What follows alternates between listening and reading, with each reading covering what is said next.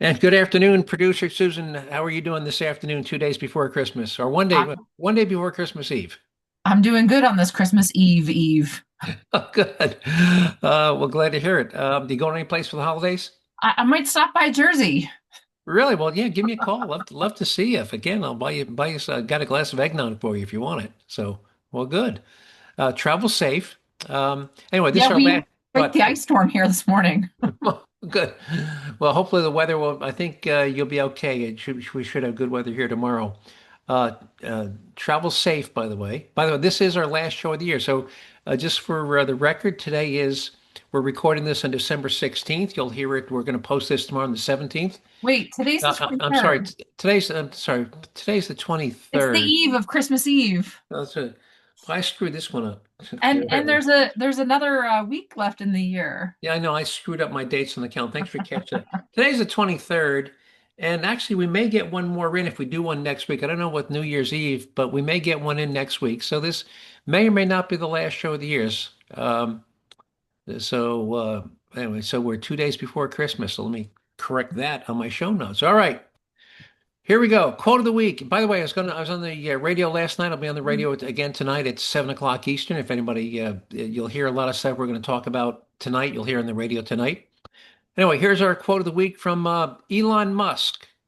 So I will tell you what, I won't give the quote now, but he describes how advocating socialism can help you win elections.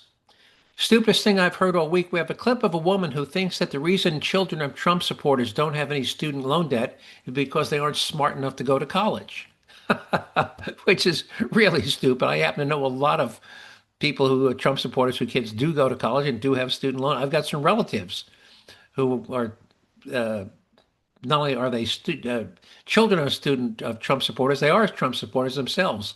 And yes, they have student loan debt. All right. We'll follow up her claim by sharing with you how much it costs. Remember where they had that terrible shooting at Brown University 2 weeks Yes. ago?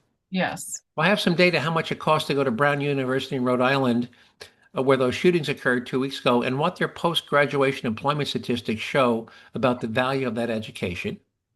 We have a clip from Bill Maher and his guest explaining why the Democratic Party approval rating is at an all-time low. We'll share with you a story about the deadly consequences that can follow when local police forces refuse to cooperate with ICE and release wanted illegal aliens back into the community. In a closely related story, we'll tell you how the efforts of a group who worked to get criminals released on bail ended in tragedy. Um, we'll tell you how self-driving cars caused multiple massive traffic jams in San Francisco last week when the power went out in that city. We'll tell you how much the Biden Presidential Library Fund has raised towards its goal of $250 million and speculate what is behind that apparent shortfall. We'll tell about another massive case of fraud involving SNAP programs, but this time instead of Michigan, where, by the way, the total is now over $9 billion, this is in Massachusetts. And finally, our taxpayer relief shot this week comes from Gulfport, Mississippi, where a man who was violating a protection order, a restraining order, and armed with a hammer and a knife, meets a woman who's armed with a gun. How do you think that one worked out? Yeah, probably not so good. That's so good. All right. Here's our quote of the week from Elon Musk. And he said, if you take $500 from a working person and then give $100 each to five lazy people, you lost the one vote but gained five. And that is how socialism grows. Yeah, absolutely. Yeah. Yeah. Uh, and that's why it's so prevalent. That's why, and guys like Mondami, they're not stupid. Yeah, we're going to tax the rich. Yeah, we're going to lose the vote of the rich, and we probably weren't going to get the vote of the rich anyway.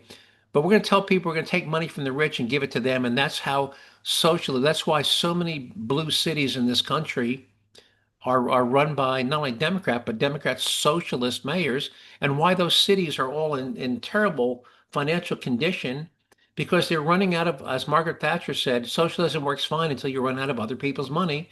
And that's what's happening. They're running out of other I'm people's. really worried about New York City. They were not in a good place prior to this election, but as we enter the new year with this new mayor, Mondavi, I feel for, what New York City is going to get worse.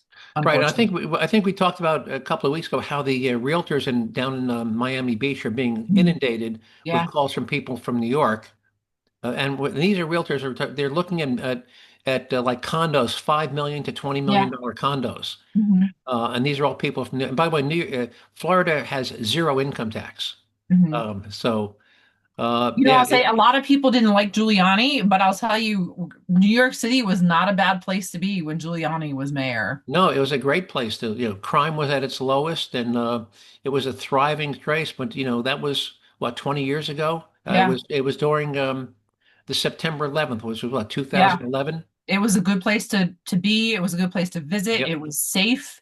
Times Square was like Disney, like literally Disney. I mean, Disney on every corner and Yeah. family friendly. And man, you don't want to be there now. No, you really don't. So, yeah, and that's a And shame. unfortunately, with this new mayor, I think it's just things are going to get worse. Well, time will tell. Maybe it'll help the pendulum swing. I mean, look what happened, after 8 years of Obama, we got Trump. So, maybe it'll correct itself, and maybe that's what New York City needs is for the pendulum to go so far in one direction, they get a real taste of what socialism really is and how it will affect them.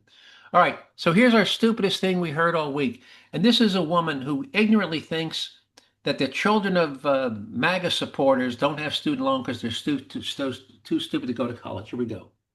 Know that MAGA doesn't have student loans. MAGA doesn't go to school. They don't seek higher education. They don't seek out higher levels of critical thinking skills and analysis. Of course they wouldn't have student loans. Imagine telling a diesel mechanic who makes like $90,000 a year that he's an idiot for not taking out a $200,000 loan to get an art history degree that's landed you a job as a cashier at Whole Foods and thinking that makes you look smart.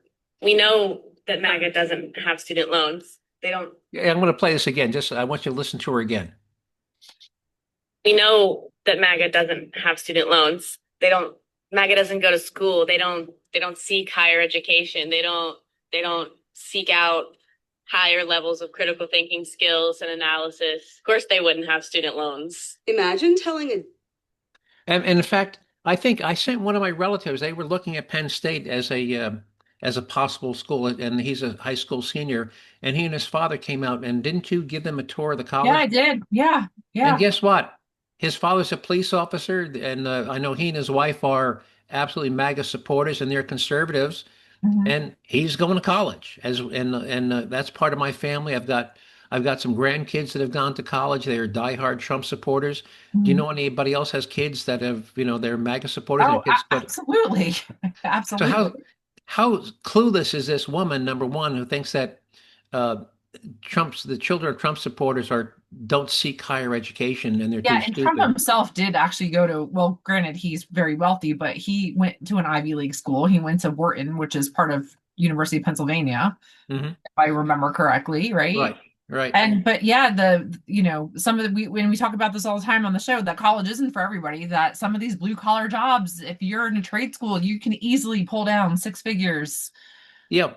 By the way, this other woman who was critiquing her said a diesel mechanic making 90. I've got a very good friend who's in the automotive industry. He actually coaches, and most good automotive engine techs are making over 100,000 a year. Easily, yeah. A good diesel mechanic on those big rigs, yeah, easily pull down six figures. That Right. is a skilled labor job. And I was helping out a company down in the Philadelphia area, and they apply union plumbers and pipe fitters. Mhm. Every one of those plumbers and pipe fitters is making between 90 and $110,000 a year. Yeah, They're all driving nice brand new pickup. And guess what? They went through the union apprenticeship program. You know how much student loan debt they have? probably zero. Absolutely zero. They've never had a dollar of student loan debt. Because the cost And of VOTech school or trade school is a fraction of the price of college. right, and it's a 1 or 2 year, 1 or 2 year. You want to become an HVAC tech, you want to become a welder, you want to become a diesel engine mechanic, 2 years tops. And you And I'm can not, and we're not knocking college. I mean, you're college educated, I'm college educated, but it is not for everybody. not And for those people that it's not, college is not their career path, trade school, you can make good money in a trade. right. And so now, and let's just contrast this. And this almost blew me away. And I only pick it on Brown University because this came up in a news story about the shootings at Brown, and I was blown away. Do you know what the annual tuition, room, and board to go to Brown University in Oh, Rhode well, so Island is? Brown is also Ivy League as well, so I imagine it's very expensive. Try Yeah. $93,000 a year. Yeah, I'm not surprised. 93. Now, that's almost $400,000 Mhm. to get a four. If you can finish in 4 years, that's 400,000. Now, I looked at the, how colleges always post the statistics, the employment statistics of Mhm. their graduating Yeah, class. Do you know what percentage of their graduates in the last time they posted statistics found employment in their field of study? I would hope, I mean, I would think that as an Ivy League school it would be pretty high. Only about a third. It was like Wow. about a third. It was like six. Well, no, I'm sorry. It was like 348 out of 1,300. About a third. Now, That's I'm not shocking. saying they're unemployed, but only a third found employment in their field of study. Now, let me contrast that. I went to engineering school in New Jersey where virtually everybody who doesn't go into graduate school has a job in their field of study upon graduation. But I was talking to a guy, he's on the board of the New Jersey Institute of Technology, which is another great engineering school in New Jersey. Tuition at NJIT is about 40 grand a year. Same deal. 96% of NJIT graduates find employment in their chosen field of study. The 4% who don't, the only reason they don't is that they have gone on to continue their education for an advanced degree. And do you know what the starting salary for an NJIT graduate is last year? I would imagine it's pretty high Try $71,000 a year. to start. Yeah, it's not bad. Yeah, 71,000. And by the way, because a lot of the kids don't even have to do room and board. They can commute to school. Hmm. New Jersey it's near Newark. So a lot of their students don't even live on campus. They commute. Yeah, yeah. Um, so I'm shaking my head about this woman, how clueless and out of touch is he that she thinks that the children of Trump supporters don't go to college and don't have student loan debt. I'm just shaking my head. And if she thinks like going to a Ivy League school like Brown University at almost 100,000 a year is a smart way to spend your money, how clueless is she? Yeah, Uh, I didn't realize that. Well, I knew that the tuition was that expensive being an Ivy League school, but I would have thought their graduation employment, their post-employment rate would have been considerably higher because it is such a prestigious university. Well, again, I'm not saying that the majority don't have jobs, but they don't have jobs in their field of study. I mean, Mhm. they could be working as a barista in Starbucks. Yeah. Okay, but it's only about a third find employment in their field of study. Mhm. By the way, what's it cost? What's in-state tuition for Penn State these days? It's about $20,000 for in-state and $40,000 for out-of-state. Now, it is a public school, but it is one of the most expensive public schools. But we are a level one research institution. Yeah, but still, but 20 grand a year, Yeah, in 4 years, you've spent less than 100,000 to yeah, get a degree from a prestigious school. yeah. Penn State is always in the top, 50 universities, regardless of your field. It's always ranks very high in US World of News and all the different college rankings out there. It's always in the top 100, top 50 Yeah. schools. Yeah. I'm just shaking my head. So let's move on.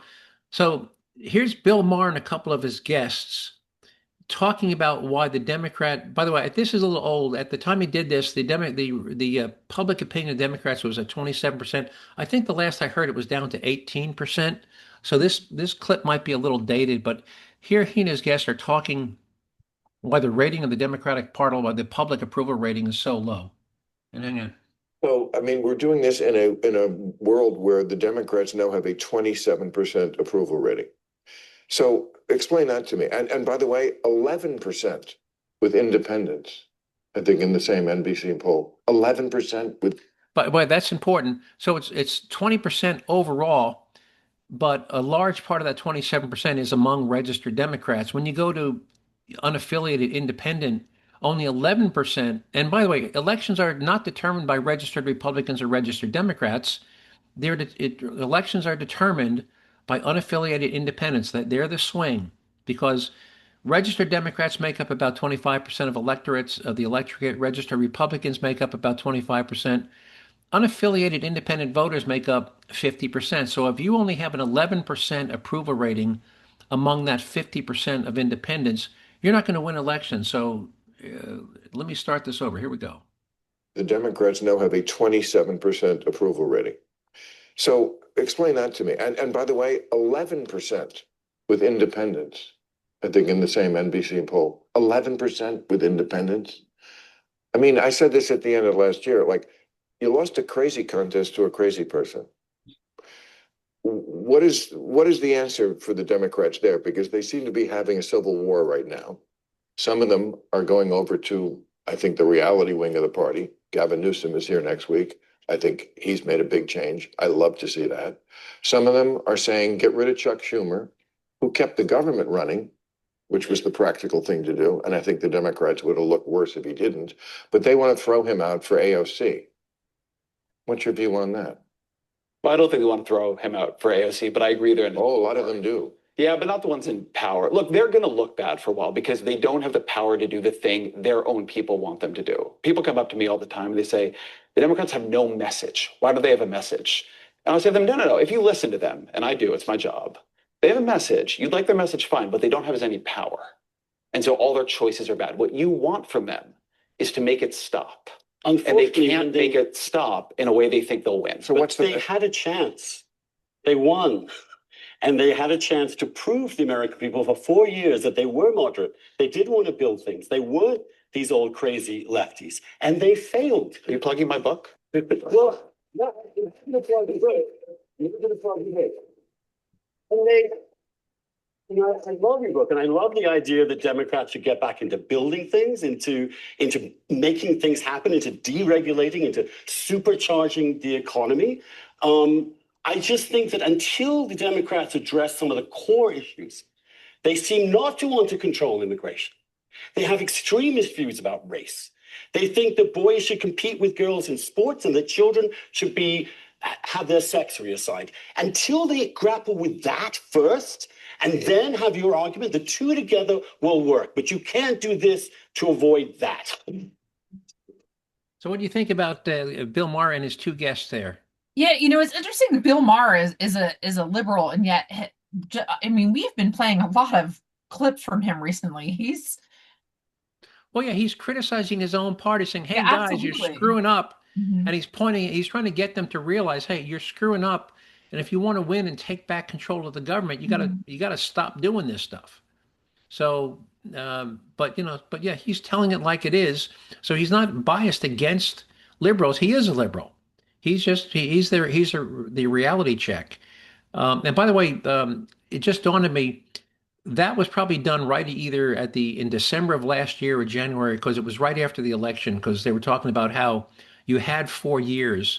So so apparently they were talking about you had 4 years and you didn't do it, meaning it was the end of the Biden presidency. So that was either December of last year or January, and back then it was 27%. Since that video was taken, that 27% approval rating has fallen to an 18% approval rating. So the downward slide has continued.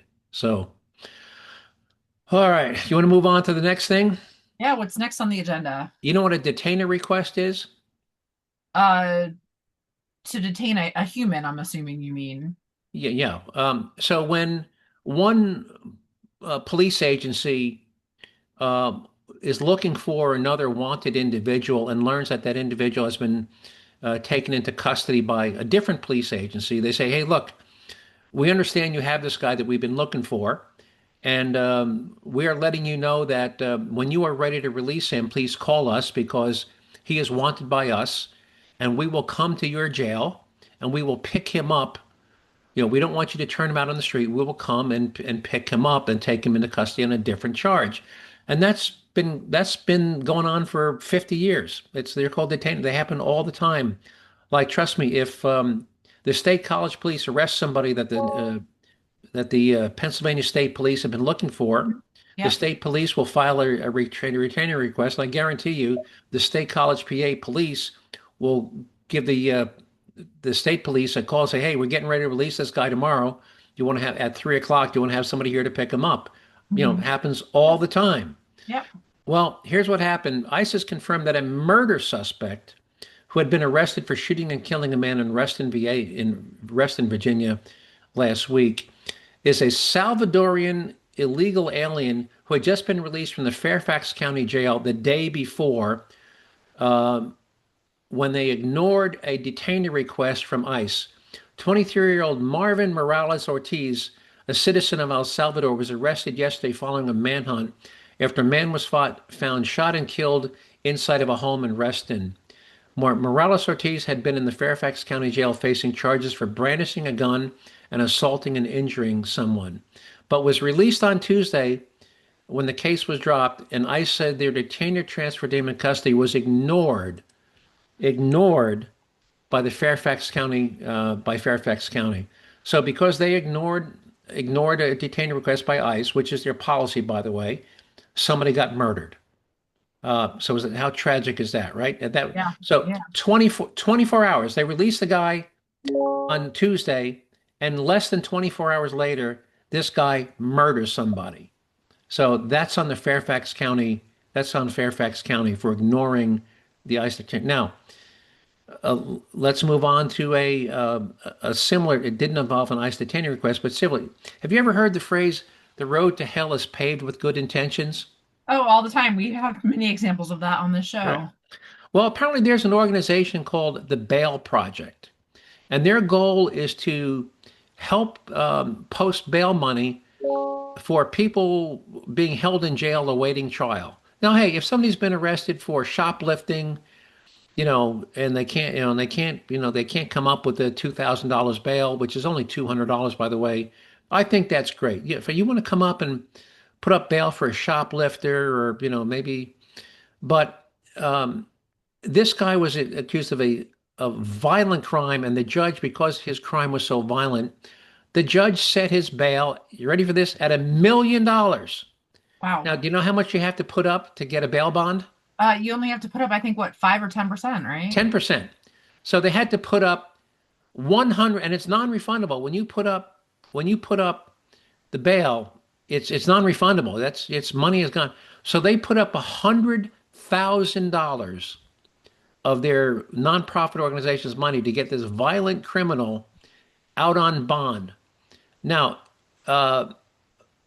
5 days after he was released from jail on that $1 million bond put up by the Bail Project, this guy, who was not legally able to own a gun because he was a felon with prior convictions, walked up with a gun that he was not legally allowed to own, shot and killed a stranger on Cleveland's Wright rail system. It's called their RTA rail system. It takes you to the airport and back. So again, 5 days after getting released on $1 million bond by the Bail Project, a guy is dead because this thug, a felon with a violent history, and who was in jail and was being held on $1 million bond, somehow gets a hold of a gun, walks up to a stranger on Cleveland's RTA rail system, shoots him dead on the spot. You would think if you were the head of the Bail Project, you might be a little more picky about who you choose to bail out, wouldn't you? Yeah, absolutely. And I also blame the district attorneys and the judges on this too. Well, Allowing bail. Maybe the judge could have done. I don't know if the judge had the authority to do no bail, but at least $1 million bail is pretty stiff. And typically, a guy like this, a convicted felon, is normally not going to be able to come up with $100,000 for bail. But these people step in, road to hell, paved with good intentions. They put up $100,000, which they'll never get back. It's gone. And because they were trying to be the good guy, an innocent victim is dead because of their actions. So again, bail is a privilege. It's not a right. A judge, a district attorney, they don't have to offer you bail for a violent crime. Yep, they don't. I don't know if the district attorney objected. If the district attorney, I hope, would have asked for no bail, or maybe $10 million bail, but the judge decided to set it at $1 million, and the Bail Project came up with $100,000 and said, "Yeah, we'll take it. We'll gamble with this guy." And because they took that gamble, an innocent victim is dead. And again, Hey, if you want to bail out shoplifters and you want to bail out, people, maybe on a DUI or something, but don't bail out violent felons with prior convictions for violent crimes. That's not a good use of the money. All right. Uh, you ready to move on? Yeah. What's next You on the hear, agenda? all right. You hear about the big power outage in San Francisco last I weekend? did, yes. What a scary, with the crime rate in San Francisco, being there without electricity makes it that much more scarier. Well, they had a power outage that lasted, almost 24 hours, 130,000 people without power. But here's the thing. San Francisco's, are you familiar with Waymo, the driverless car? Yeah. Yeah. Well, I don't think that I would partake in a Waymo. well, San Francisco is one of the test cities where they've got dozens of Waymo driverless cars. You can hail just like an Uber. You can haul a Waymo. You can put in, where you want to go, and the Waymo pulls up, and you get in, and you close the door, put on your seatbelt, and Waymo's supposed to take you to where you're going. Well, they got dozens of these Waymo driverless cars. Now they got some pretty sophisticated sensors and programming. Well, when the power got out, these Waymo cars are all programmed. They know the Waymo cars know where every traffic light is, and they've Mhm. been programmed with their sensors to look at the light and only proceed when the light is green. Well, guess what? When the power went out, there were no green traffic, no more green traffic lights. So every single Waymo car in the city stopped at every intersection. I mean, it's when they came to an intersection with a traffic light, they stopped dead and wouldn't move.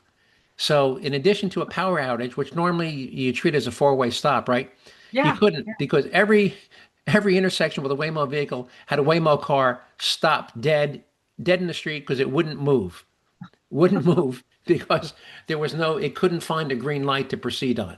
So I I want to haven't say, heard anything. Every story you hear about Waymo is negative. I've never heard a positive story about Waymo. well, that's one. I mean, talk about making it. So not only does the power go out, now you've got dozens and dozens of horrendous traffic jams because there's a Waymo car stopped at every traffic light because it doesn't know what to do. All right. Um, Presidential libraries. Every president I can think of in the past 50 years, has raised money, private funds. These are not tax dollars. Has raised money for a presidential library. And let me give you some points of right now. You've heard about the Bush Library down in Texas, and you had the Every Nixon. president has a library, Yeah, right? right. The Reagan Library. The even Nixon had a library. Jimmy Carter has a library down in Georgia. And as a point of reference, um, 1.5 billion has been raised for the Barack Obama's he actually calls it in Chicago, it's the presidential center. It's still being under construction, and it's more than just a library. It's going to be like the Kennedy Center. It's going to have like a big theater. It's going to be a massive complex. So it's going to be a library and an event center, if you will. And I think that's great. So there's going to be a 1.5 billion Barack Obama Presidential Center in Chicago. Now, President Trump is targeting 950 million for his planned presidential library in Miami, and he's well on his way. And by the minimum amount needed to be for even a much smaller facility is estimated around 250 million. So, how much has been raised so far by the Biden administration, by Joe Biden and his supporters? Well, try just $4 million, and the vast majority of which, by the way, didn't come in terms of donations for the library. When he was elected president in 2020, they had some leftover campaign funds from his presidential campaign, and one of the things you can do with leftover campaign funds is donate them to a nonprofit. So the vast majority of that $4 million was a transfer of surplus campaign funds from his 2020 presidential campaign. So here's the question. He's been out of office for a year, coming up for a year now, and he's only raised, and I don't even want to say raised, he only has 4 million, of which very, very less than a million has actually been raised. So why do you think nobody is donating to the Biden presidential campaign, the Biden presidential Interesting. library? I don't know. I think it's because they view him as being, number one, not a particularly good president, and being totally, um, what's the word? Not when you have no power. What's the word for no power? See, Barack Obama still has power. Mhm. He's an influencer. I Yeah. think, but there's a word I'm looking for, emasculated. I mean, Biden is viewed as kind of has no political power, and therefore, I think people are angry at Biden for not Mhm. pulling out of the race sooner. So I think there's a combination of he has no power and influence. By the way, even Bill Clinton still has influence these days.